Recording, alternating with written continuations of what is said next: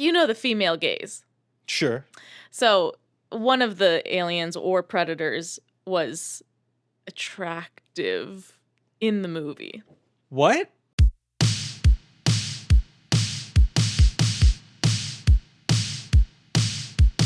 Welcome back to the Be Me Fast Forward podcast. My name is Charlie Jake Sanchez. My name is Kat Solko. I have seen a lot of movies. I have not seen a lot of movies. We are here to watch and discuss Ridley Scott's 1979 Alien. Alien.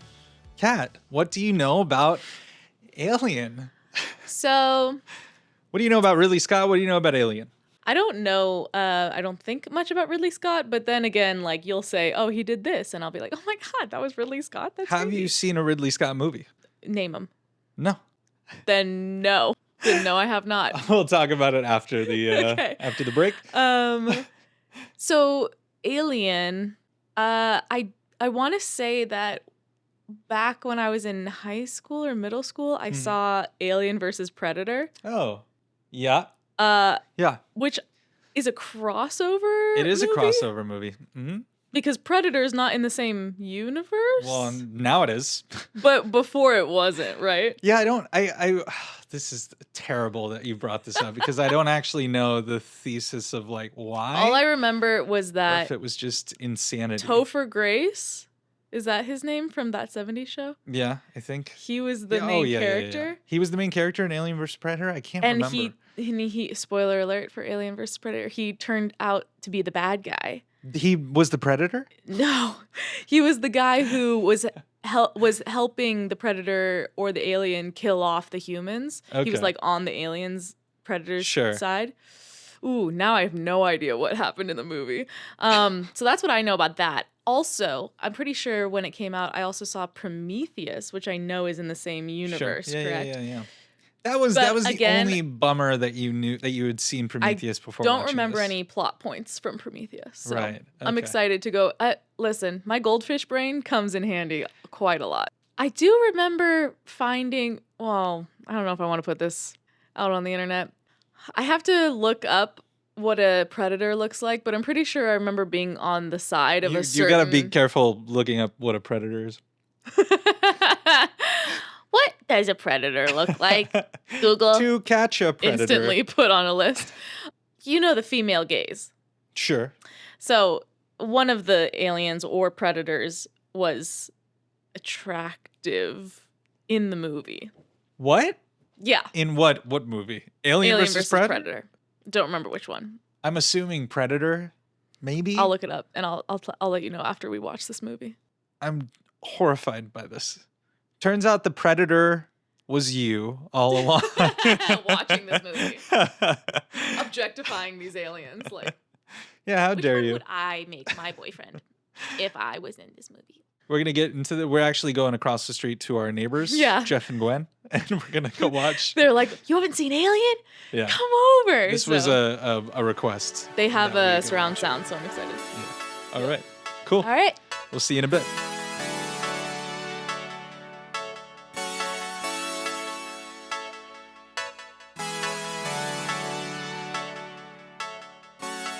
And we're back.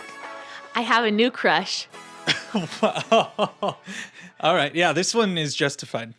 And Go ahead. it's Ripley. It's Ripley. It's Sigourney Weaver is Yeah. Ripley. Yeah. You're not the only one. I actually have a picture of myself, and when I posted it on Instagram, everyone was like, "You look like Ripley," and I was like, Oh yeah. remember? You do. Yeah, so Actually, I'll we're gonna put it, like, play right here. that like right Yeah. here. So I always felt like a kinship to her, even though I'd never seen the movie, and now I'm like, highest compliment ever. Smart lady. Yeah, you're not alone. That was a formative experience for a lot of men and women, I'm Yep. sure. But a lot of women probably being like, oh, Oh, well, things are making sense. Yeah, she was an icon after this, obviously, for a long time. and I just found out that it was originally a character part for a man. Right. Yes, that makes a lot of sense. And they didn't change any of the lines, Yep. which is cool. Yeah, it is cool. Big ups to Ripley. I mean, Ridley. Big ups to Ridley. I had heard that story, or that story's been told a million times.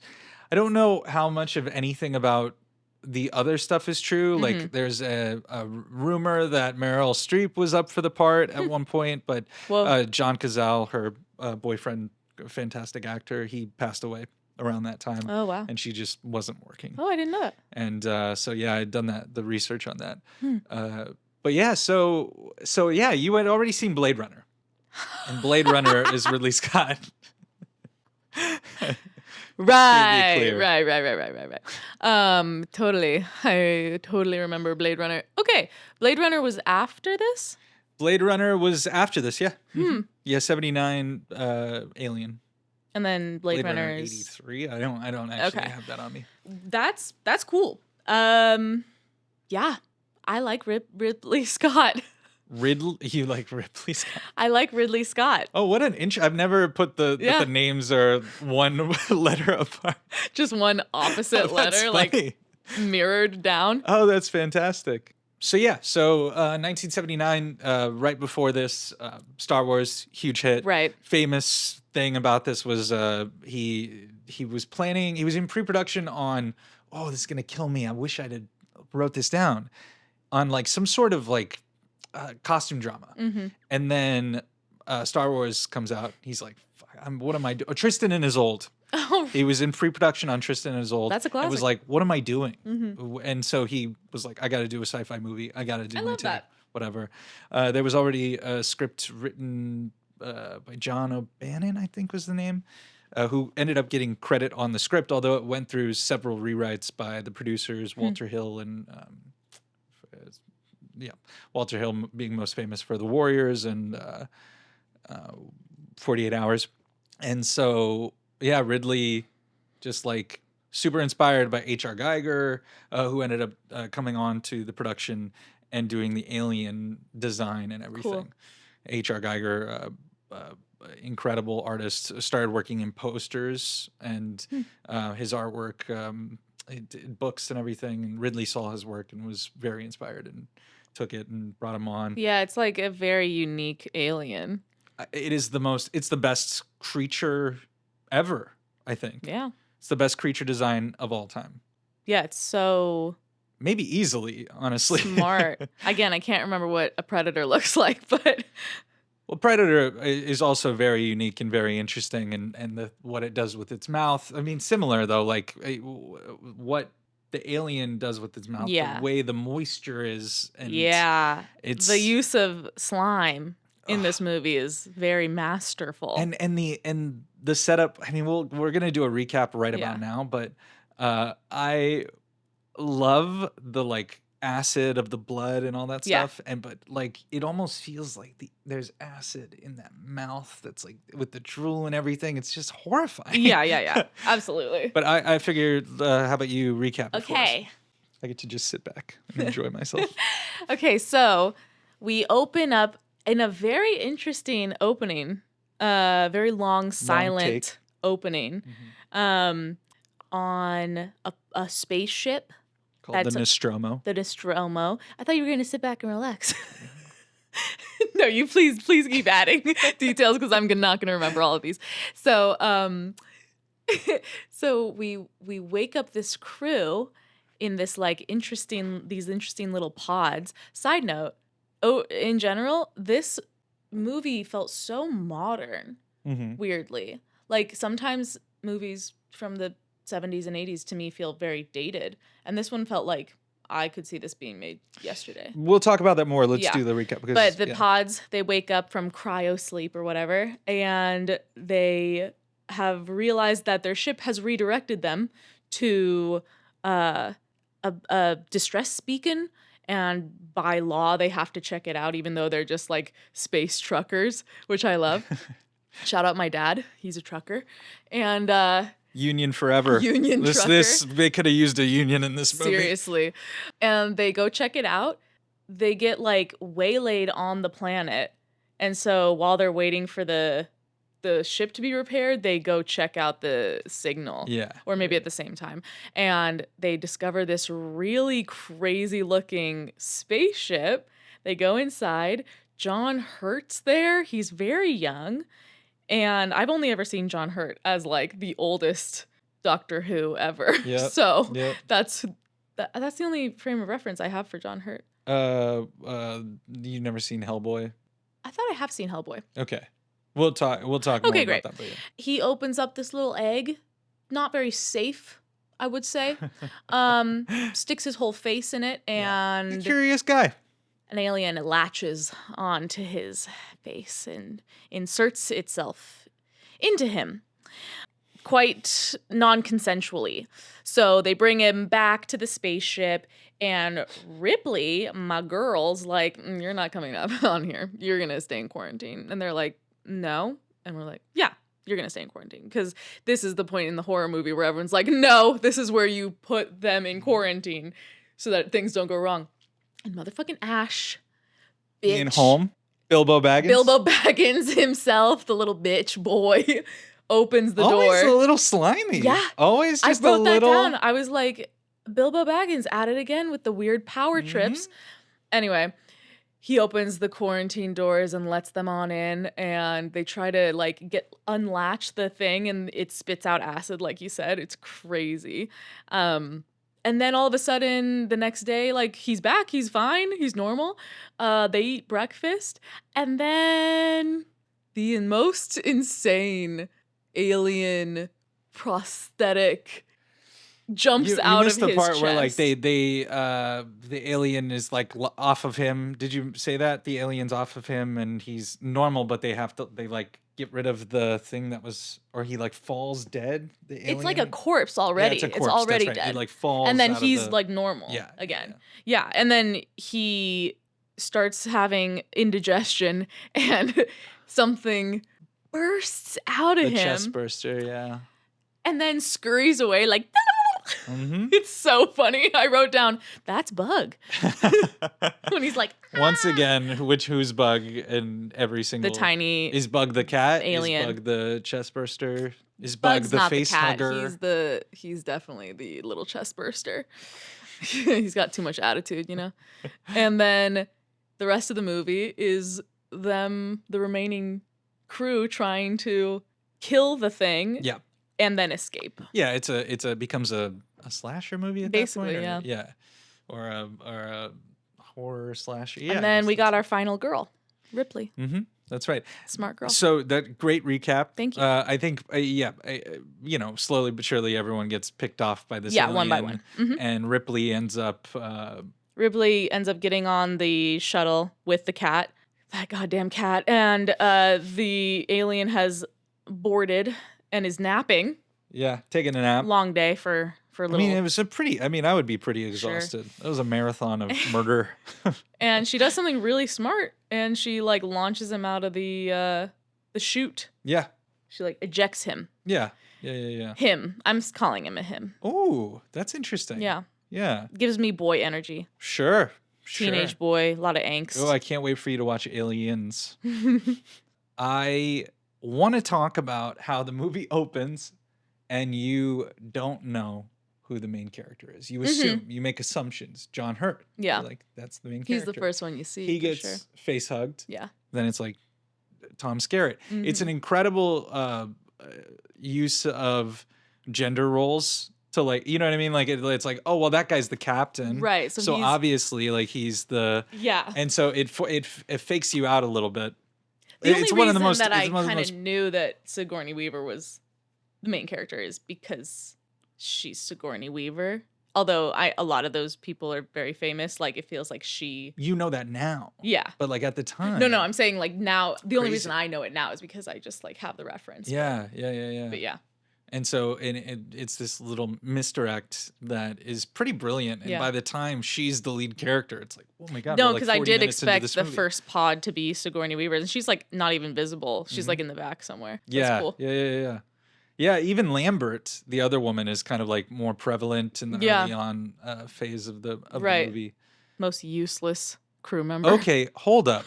She's a space trucker. This is a kind of like a big touch point in the... Really? Oh yeah, big time. Like people hate that character, and I mean, I think it's written to hate. that woman, Veronica Cartwright, the actress, she disliked the character, thought she was weak, whatever, and was like, told by Ridley that she was representative of the audience's fear, which is what she is, and she was like, all right, cool. And therefore played the part the way that she was supposed to play the part and killed it. No, I think there's always a character that's like immediately a coward and like can't do anything, is not actionable in any way. We were talking to our friend about this who we watched the movie with, and she was like, yeah, they're space truckers. They're not like in Prometheus, they're scientists or yeah, like the best of the best theoretically, of like, even though they're total morons in that movie. But in this, like, it makes sense why they don't expect in a million years to come into something like, although you're in space, you probably should, frankly, because I think there are aliens in the universe, but it just not these just not the killing crazy machines. ones. Yeah, because when they go into the spaceship, they're not like, oh my god, what the fuck? They're like, oh, interesting, a new civilization we haven't discovered it's yet. a curiosity. Before it turns into a horror show.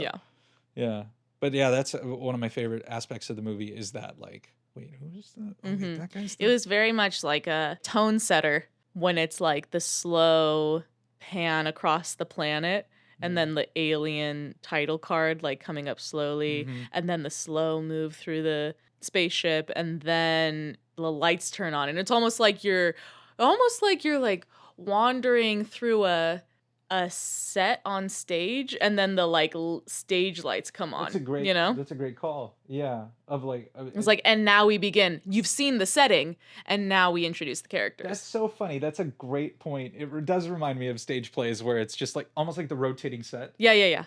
Where and you get like a little like ambiance and music and then the first character like enters and you're like, okay, great, let's start. Speaking of the Nostromo set, the analog, futuristic. So cool. Oh yeah, and all of the like lingering things on the.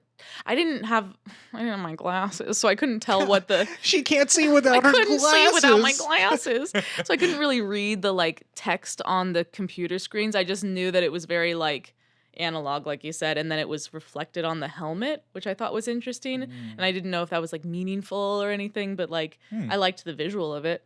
I thought I was supposed to be looking out for something, but it's really just ambiance. We're going completely. I haven't even looked at my notes once. Neither. This is great. Yeah. So Ian Holm, we were talking about already. Harry Dean Stanton is Brett. Balaji. I want to get this right. Balaji Badejo, a Nigerian actor who plays the alien, 6'10". Whoa. I think Ridley Scott or someone from production saw him in a pub in England, or Soho in England, and was like, oh my God, we're looking for a guy as tall as you. I did not know that was like a person. For the most part, yeah. That's cool. I mean, in the later movies, I believe it's more animatronics or whatever. Right, and in this, I think, too, to a certain degree. But that guy was, you could tell, like, in the nap scene where he, like, gets up, it's like, long dude. Yeah. He never acted again after this. Went back to Nigeria, opened an art gallery, and sadly died of sickle cell disease at 39 years old. Ugh. But I never heard about him, so I wanted to give a shout on that. I thought, I mean, just incredible stuff. I mean, you hear so much about like Chewbacca, the actor who plays Chewbacca, whose name I'm escaping. This isn't a spoiler, by the way, but I just remember there's like a Alien Romulus like BTS thing. Stop speaking. I'm just kidding. No. It's the same thing. It's this like crazily proportioned dude, and people thought it was like an animatronic, and then there's a little clip of the director going up and like talking, and he's like, "Yeah, okay," and they're like, "What the? That's a real guy in there." Yeah. That's a good sign. Yeah. We have not seen Romulus. I'm excited. Kat actually obviously has not seen Aliens. And actually, and a lot of this conversation, I want to be clear, this is not like the end all be all of our conversations about Alien the franchise. We're keeping it mainly to this movie for obvious reasons, but also I think existing in this world is kind of like, I think a lot of people wish they could go back and just exist in the world that like Alien created, and maybe Aliens.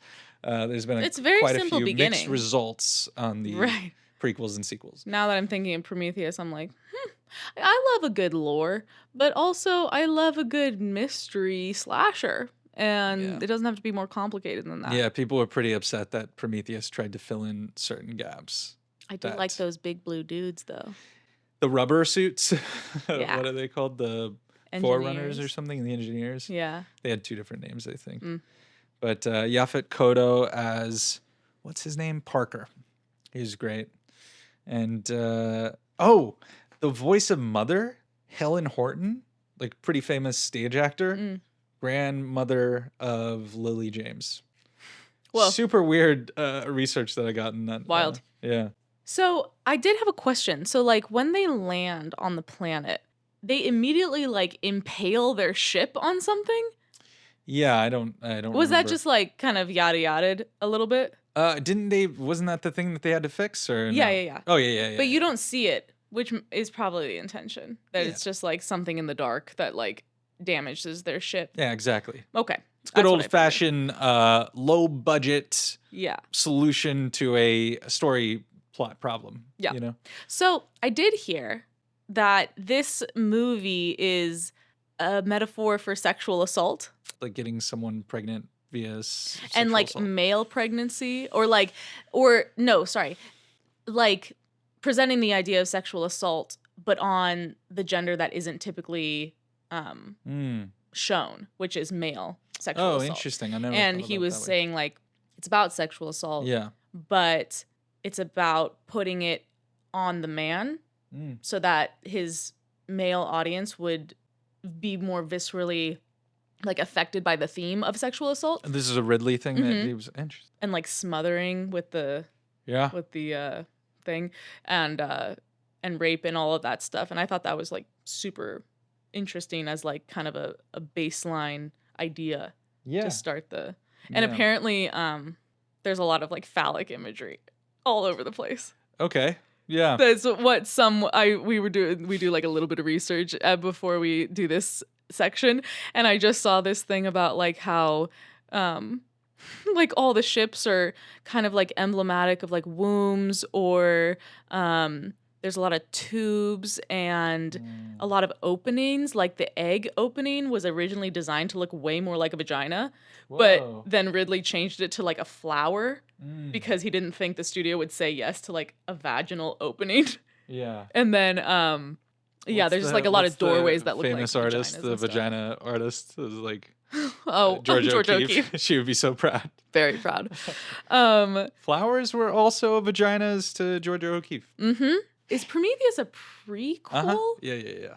Yeah. Whoa.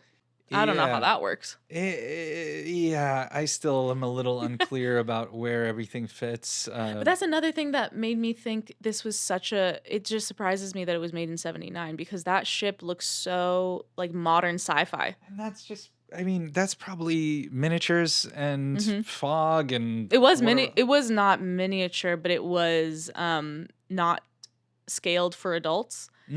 There's the scene where they go into the cradle. Those are kids, right? Those are his kids. Yeah. Oh, Ridley's kids? They said a couple of them might be his kids, or cool. that he cast his kids. And if you look closely, they move like kids. Yeah, because they're all like little like they're like looking up and they're like which is totally, but like the iconography of someone in a spacesuit is, it kind of looks like when they landed on the moon, kind of it looks like they're like kind of kids. Yeah. I love the maybe the moon landing was Stanley Kubrick's kids. Guys, no, Fly Me to the Moon. Free Anna plug. Garcia. Yeah, you should check it out. We love She's Anna. great. So I really love the like slow mystery. I like lore. I like when stories have lore that they just don't explain, like who this giant alien in the seat is and like what happened, like the chest foreshadowing and stuff like that. This is another sticking point in the fandom about Prometheus, is that it tries to explain that is one of the engineers, and that is a suit instead of an actual like alien exoskeleton. Oh, interesting. And so people are upset that was the explanation in Prometheus when retconned, exactly. And so that's kind of like a touchy subject amongst people. Couldn't believe that he went down. It's called the space jockey. Oh, why? Thing is called the space jockey. This is just what they called it in the fandom for years, for decades. Like a horse jockey? Yeah, I guess so. Because if a jockey rides a horse, this guy was It looked more like a reclining chair. Yeah. Well, yeah. I don't know. It's so interesting. It's like got an. It looks like an exoskeleton to me, and then Yeah. in Prometheus they explain it's a suit, I think, and that's an oxygen. Like I don't know, man. Whatever. Anyway, Like I said, I want to we're not kind of like talking about keep it Prometheus here. contained because I have thoughts about Prometheus that I liked some stuff about that movie. I just wish. Me too. Yeah. I think, from what I remember. Yeah, Prometheus when it came out was like the most hype I'd been for a movie trailer ever. It was incredible, Yeah. like the atmosphere. I was like, I think that's why I saw it too, even though I'd never seen Alien. Of course, everyone. I think I was like so excited to watch that. I'm into movie. sci-fi. Of course, yeah, and just to have walked in there and been like, what? and I think I've heard many people make the same point. It's like, yeah, you know, people in situations like this, they make stupid decisions and everything. Like the, you know, kind of like stupidity of the choices made in that movie. They were like supposed to be experts in their field and scientists and stuff. And gotcha. I get like corporate sabotage, which is a constant throughout a lot of Ridley Scott movies. I love Ridley Scott for that. Blade Runner as well. And but that movie is just, yeah, we're gonna move on. But also, sorry, dragging me back. No, into this Prometheus. is my bad. But I also don't mind when creators retcon their original work. You know, like George Lucas had the siblings kiss. Okay, he didn't know. He didn't know they were going to be brother and sister, and there would be this backstory. It was a kids movie, and then he was like, "Oh, know, shit!" If he had the fourth sight, he would have known that people are into incest, and he would have leaned and they don't into give it. A shit. They'll still laud it. As Game of Thrones and every single infallible. show. Anyway, we're not talking about Star Wars tonight. The ship looks organic. It looks modern. Like I said, I love that part. I liked that it felt really like there was really no discernible difference between this and Prometheus to me. Just like higher quality, like 4K cameras or whatever. It was really cool. And I liked that you still get the horror movie tropes of like, why are you going down in this insane shaft where you know something bad's gonna happen to you? You just go by yourself. You're like, well, this seems like a totally normal planet with totally normal creatures on it. Let me just explore a bit. At least they kept their helmets on in this one. I'm just gonna keep referencing Prometheus and taking shots at Anywho, I like the special effect where on the eggs the like water's dripping upwards. Oh, that is so cool. You're right. Cool. Yeah. I was like, whoa, that looked modern too to me. Yeah. That looked like modern. This is like modern sci-fi, like ahead of its time. Well, I think it's just like if you do the things the right way, it stands the test of time. You know, yeah. Like we talked about Jurassic Park. Yeah. That thing looks modern as hell. True. Yeah, that's true. And obviously, we already talked about vagina egg. I like that Ripley. My favorite Danzig album. I don't get that. Someone's gonna get that and go, nice. It won't be me. I don't know what he's talking about. I said, nice. Ripley is the only smart one. Because she's actually like, she's doing what the final girl always does, which is like sticking to the rules, like making the smart choices. So you're like, okay, at least someone has their head screwed on straight in this fucking situation. And then instantly gets sabotaged. I never trusted that tiny little scientist. Yeah. This stupid head. He's my favorite part of the movie, actually. Me too. Like, I love the reveal. Me too. That. It's not even a long movie, but it has so much in it.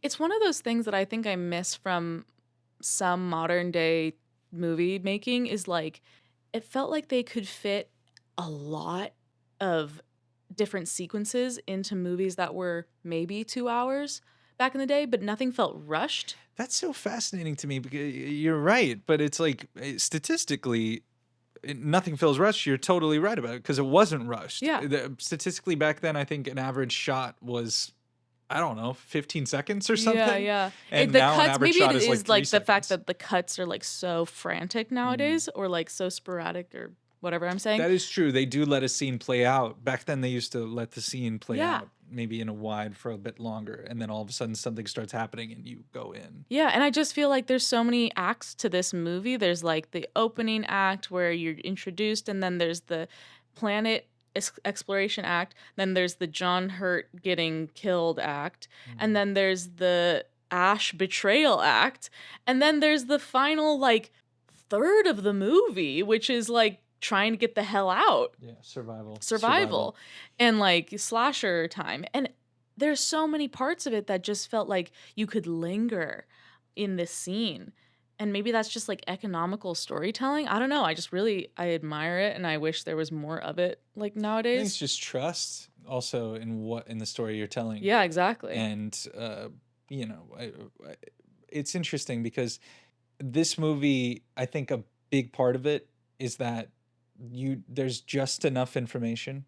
And same Yeah. thing with Blade Runner, and I know you prefer Blade Runner 2049 to original Blade Runner, but I mean, maybe just Blade Runner, the original, needs like multiple watches, because that's like a whole True. world. Good point. Yeah. And I'm sure I missed a lot because I was just trying to get plot the first time. But like, I could have just spent a whole movie in the like marketplace that he eats his noodles in. But that's kind of what I mean about the lack of like too much information to give you. That just like this exists and it is this What was thing. the other It's like thing that slice we of were life. watching that was like the camera only showed you so much, but it was so lived in?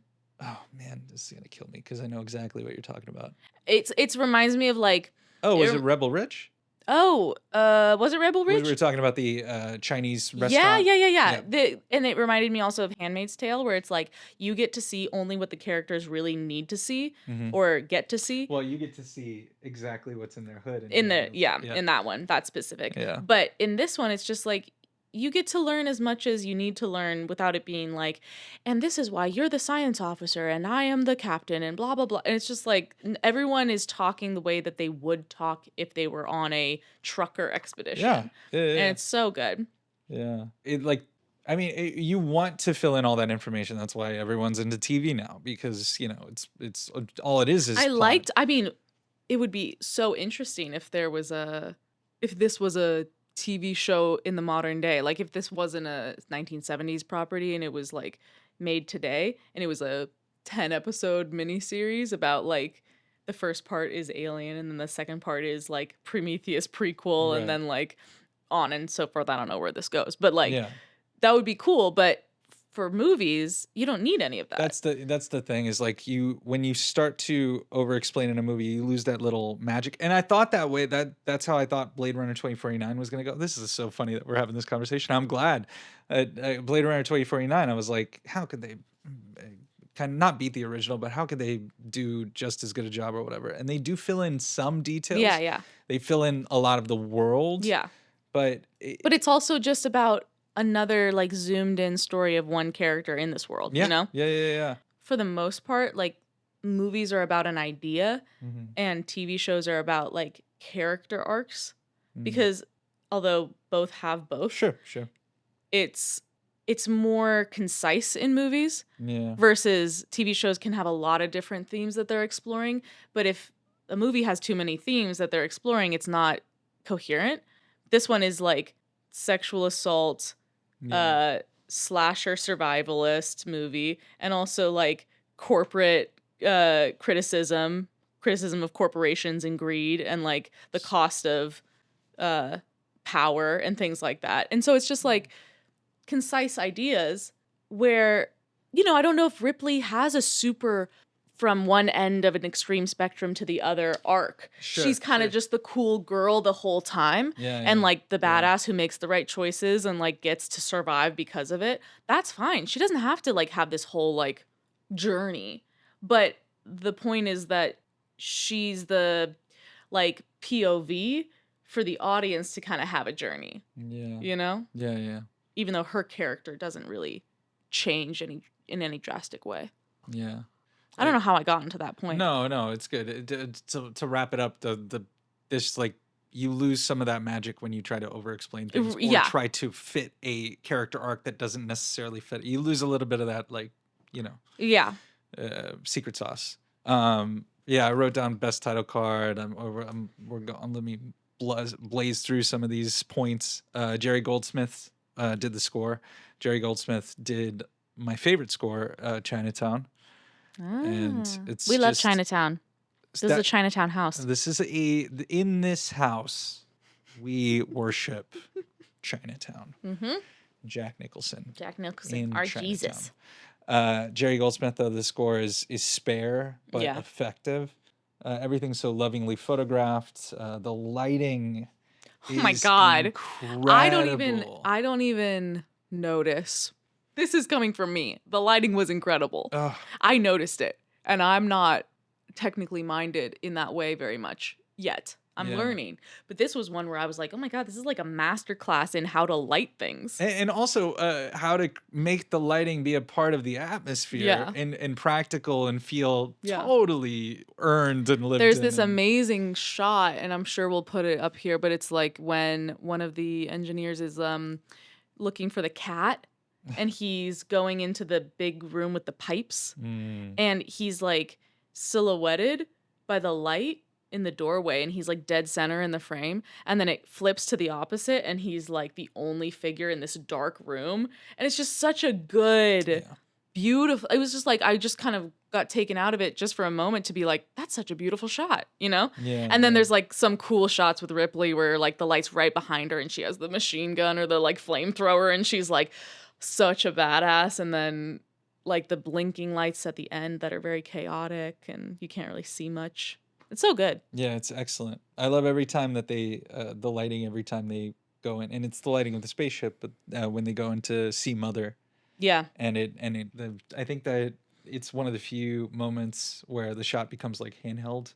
Like going back to what you're saying about like only giving certain information, when the captain was like, yeah, I worked with a science officer for 5 runs, and then this guy was subbed in 2 days before we left. I was like, and I didn't know the twist. I remembered after watching this that David was also an android. I wrote down, like, could Kat tell Ian Holm was a robot? No, I didn't remember at that aspect of the world at all. It's so great as a twist because it's like I thought he was just working against the crew, and that was the twist. And so I was like, oh, this guy's a snake. I don't trust him. Like, he's a plant. Like, I don't know who he is. But then on top of that, he's not even human. So he doesn't have the same, like, emotional empathy for humanity. So he's like, if the boss tells me they're expendable, like, cold. That's such a great added layer to the twist that I would never have, like, predicted. So I love when twists are like, they lead you in a certain direction and you think you're onto it because you're always trying to play detective in a movie. Yeah. And you're like, what is it? What is it? And then they're like, you didn't even know. You couldn't even guess what this is. Well, I think because you're trying to figure out the like overarching twist. Yeah, the motivation. Why did the corporation want them to go there? What's the situation? And then you figure out it's to retrieve this thing. So the corporation, it wasn't a distress beacon. It was like the corporation was like, you need to go here. It was like, I think because of the events that happened in Prometheus or whatever, like it had known that this was out there and it wanted to retrieve it. So the crew thought it was like, oh, well, there's a distress beacon, we have to go, or Mother's taking us or whatever. Yeah. But it was actually like probably the coordinates the whole time. It was essentially, the coordinates the whole time. They were headed there. Well, they were, yeah. It was all interesting, like made to look that way. Yeah. Because their property, essentially, it's filled in Prometheus once again. I hate that this has become the it's not a Prometheus podcast narrative of this podcast, but the corporation like wanted to use that as a weapon. Yeah, or it was a weapon. It's. I just found this out, babe. Ash and David are replicants. Well, they're not called replicants. They're not referred to as. It's replicants. a different company. Or something. Tyrell and the Wayland Corp, I think. Weyland-Yutani, Nitani, whatever. It's implied that they are not replicants. But they are the same technological... They're in the same universe as... They're in the same universe. As robotics. Yeah. Because replicants, I think... God damn it, this is so hard.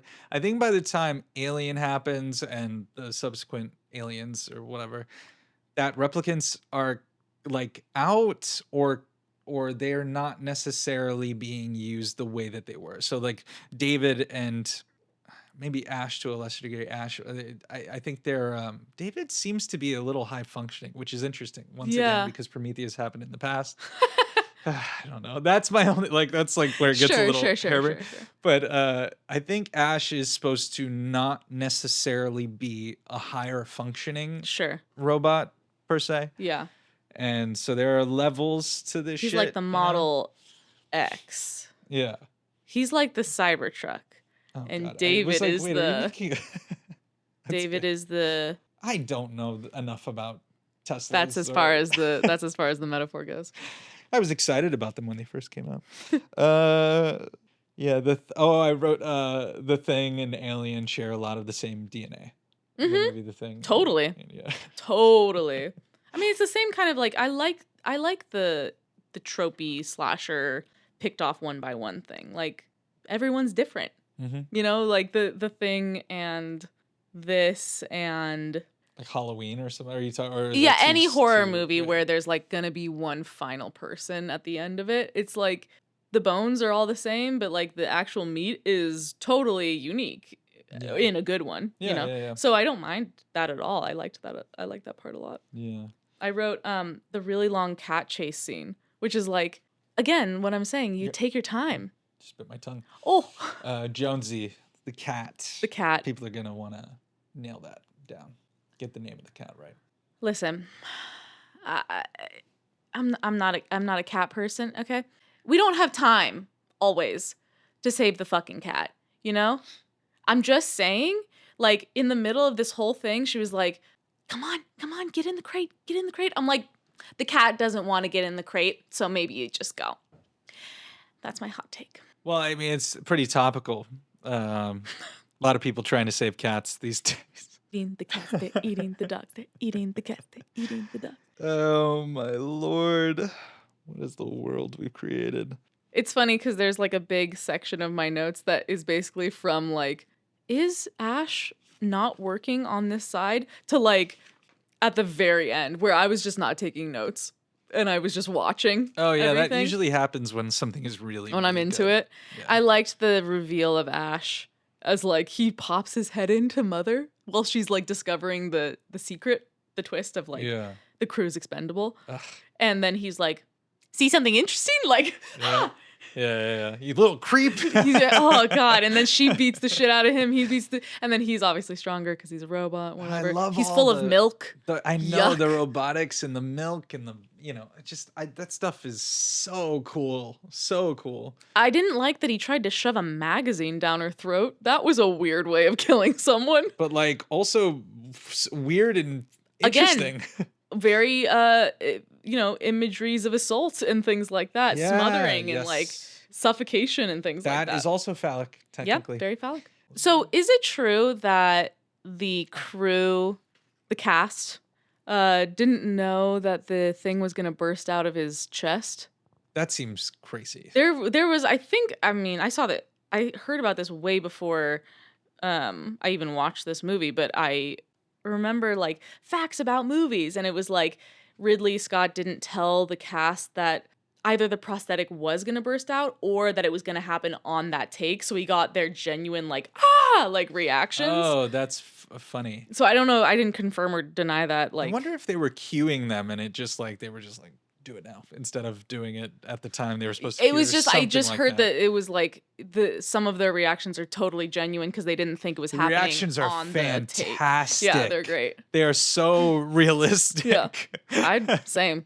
And it's one of the great like fun, like they're having a good time, and something bad's gonna happen. So for a movie, that there's some. But there's like a little pressure release when John Hurt wakes up fine. And they're like enjoying a meal. They're hanging. There's no way that he's fine. He's right? starving, and the little alien's just dead. Oh my god. Oh my god, the alien. I know so many random things about this movie now. The alien that's attached to his face was made of like cuttlefish bones and things like that, and like shellfish bones, and apparently, and creatures, like dead intestines of creatures. What? And apparently it smelled so bad that between takes, the cast and the crew were like vomiting. Okay, that's pretty gnarly. I'm not sure how I feel about that one. I was like, you can't get any like plastic tubing, but he wanted it to be I'm legitly pretty like fucking into gross. people being grossed out, but god damn, that seems like a pretty far. Ridley's hardcore. Yeah, Ridley is hardcore. Those moments where it shifts from the big alien, like, you know, suit and everything, and then to the close-ups of the alien, which are clearly like an animatronic, more animatronic involved in it, is some of the best cut work back and forth.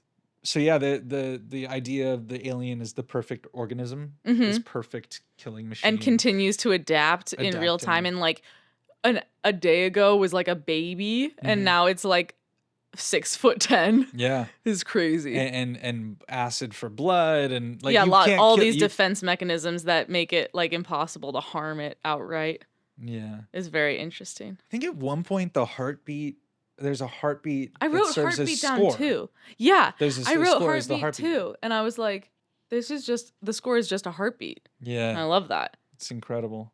I didn't know what that was from. I can't remember. Oh, the Nostromo explosion. We're like jumping forward, but the Nostromo explosion is like massive. Her look when it explodes, her like badass like dead stare, so cool. That's awesome that you thought that, and I was over here being like, that was maybe one too many explosions.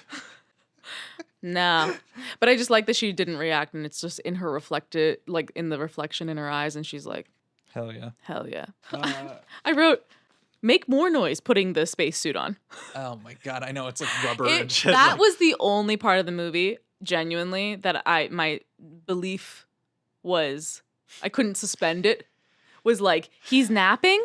He's napping. And when he gets out of this insanely smart creature is taking a nap in the pipes. When he gets out of the pipes, it is the only time where I go like, oh, that's a person in a suit. And I'm just like, that's just a guy's legs.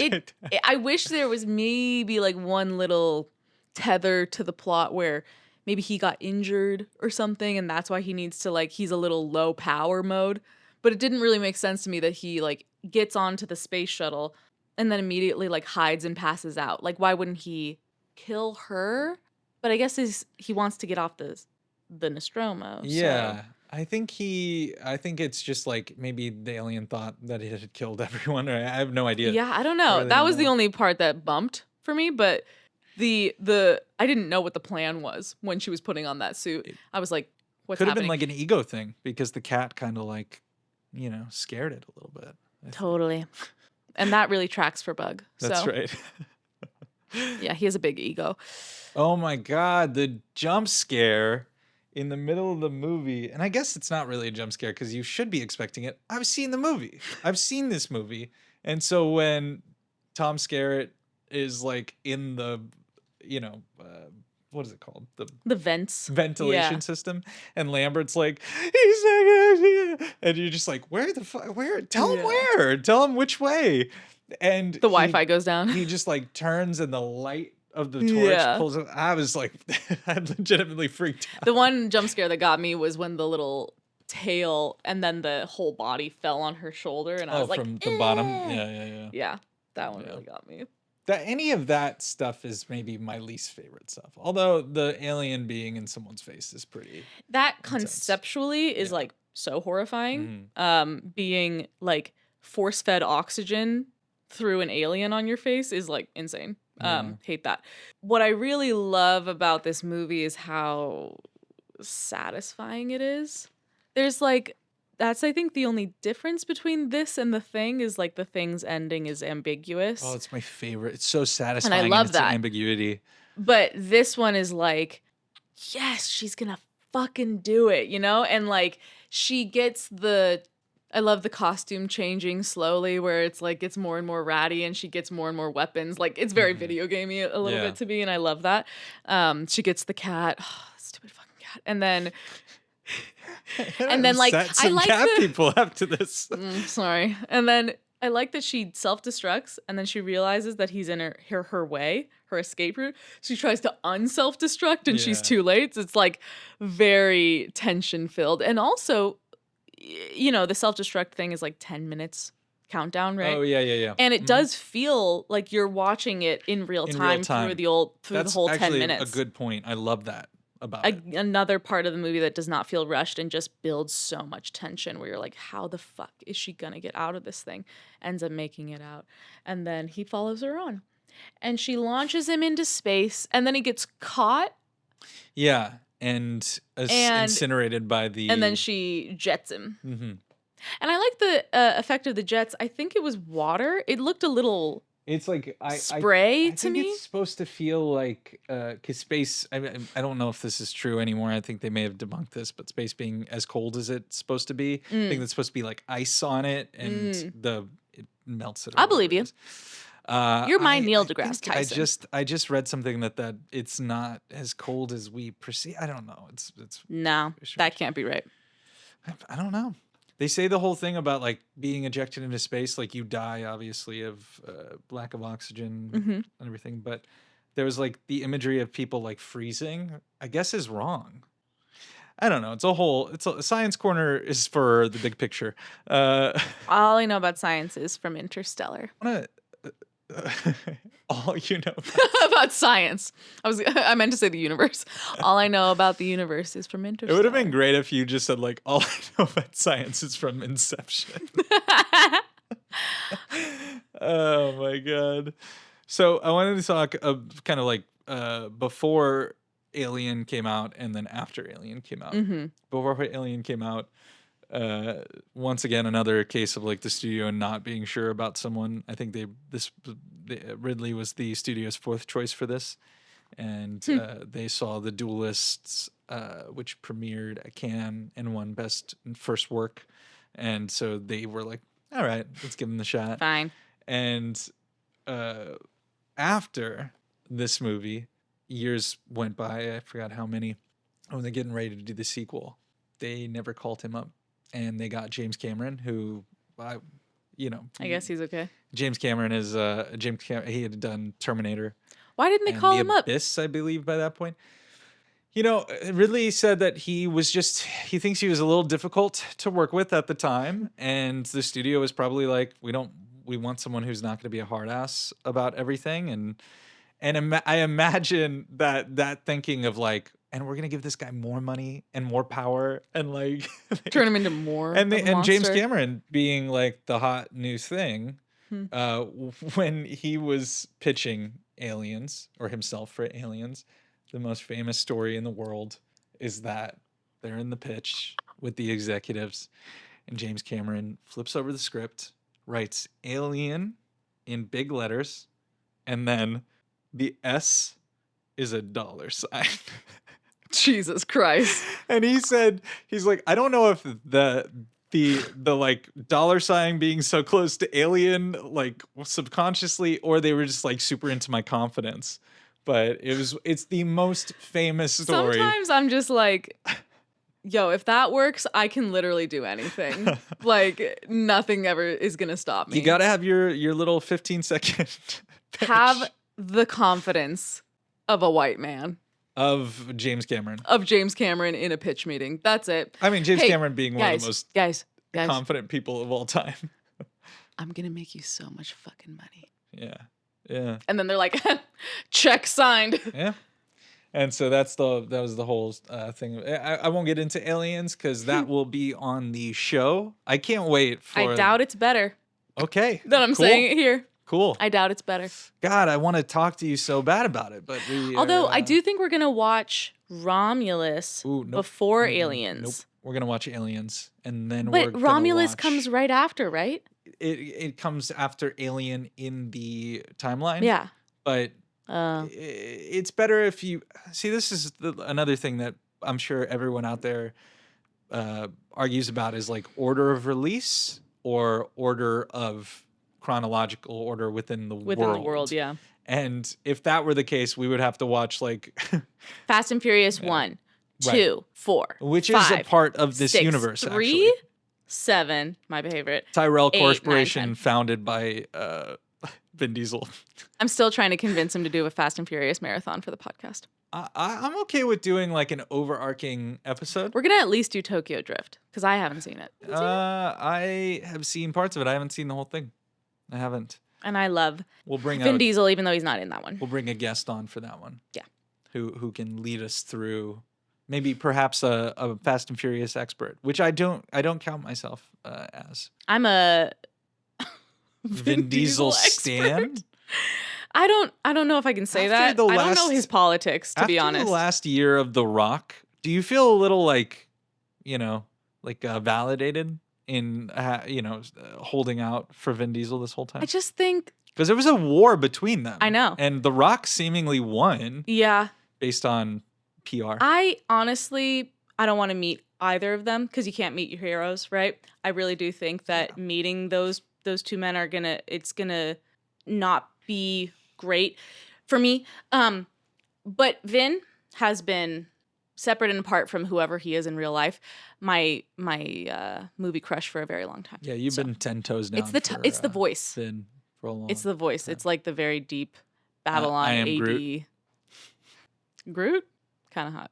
Kind of, yeah. Not baby Groot. That's disgusting. That is disgusting. And also Bug. Bug is very much. Bug when he's small small Bug time. is Rocket. Bug has a lot of faces. Yeah, sure. We've the train has left the station, people. Yeah. We gotta go. Just to wrap up, this was Ridley Scott's Alien without the $ next to it. And without James Cameron. And to be fair, that man makes money. So I just feel like this show is so interesting because we have to have a conversation about a movie. And when it comes to sequels, we can't kind of like go into anything else. Typically, it's like you're talking within the context of everything. And I love that we kind of are taking everything piecemeal. Oh, it's because I have no context for anything. That's cool. So I just get to judge it based on its merits. And I can't wait for you to watch Aliens after you watch this. I have feelings about what I think you're going to think about it. I do like that Sigourney Weaver's still in it, right? I think the next pod will be... Maybe we do. Yes, she's still in. Okay. To answer your question, I don't know. I shouldn't have admitted that. No, she died in between films. No, her character died. And so I think we should probably do an Alien 3 pod together. Oh, joint? Yeah, because Alien 3 is being reclaimed by some parts of the internet, and Christopher Nolan, who is a big fan of. And I like Chris Nolan. Yeah. And so I love David Fincher. I have never seen Alien 3. Well, Alien the Third. I mean, famously, neither is he, right? No one's seen his version, I guess. So yeah, I think we should do like a joint pod on that one. Yeah, I think that's right. I'd be interested in how it feels after everything. I like finishing up Sigourney's run. Yeah, I don't know if that's you don't want to watch the Alien end of Resurrections. We'll okay. I like finishing up the trilogy before going backwards. I think that's a good idea because Aliens, I think there's just enough to talk about to a certain degree. And then we do a Prometheus rewatch. I haven't seen Covenant. I neither have I. Why did that words come out of my mouth so weird? Anyway, so that is about wraps it up. There's going to inevitably be a reason where, inevitably there will be something that we have left out. But yeah, we're not alien experts. This is not the complete story. We're not deep diving the alien lore, but maybe the next time you see us, we will be experts. So don't yell at us on the internet. Actually, yell at us on the internet. No, yell at us on the engagement. internet. Yeah, so that is engagement. Go for it. And if you have anything you Fight me about would the like cat. us to cover on Aliens and Alien 3, please comment. Send a drop DM. little gems, Easter eggs. Easter eggs I love or whatever. Easter eggs. As long as you don't spoil it for Kat. I won't read them until after I watch. Yeah, the fun of this is that she doesn't know very much at all. Blind as a bat. And so, yeah. All right. Wow, we got through an entire episode without a bug interruption. That was incredible. That's because he got tired from being annoying like 10 minutes before we started recording. That's true. All right, well. All right. This has been a pleasure. Love you guys. Thank you guys for watching, and we will see you next time. Bye.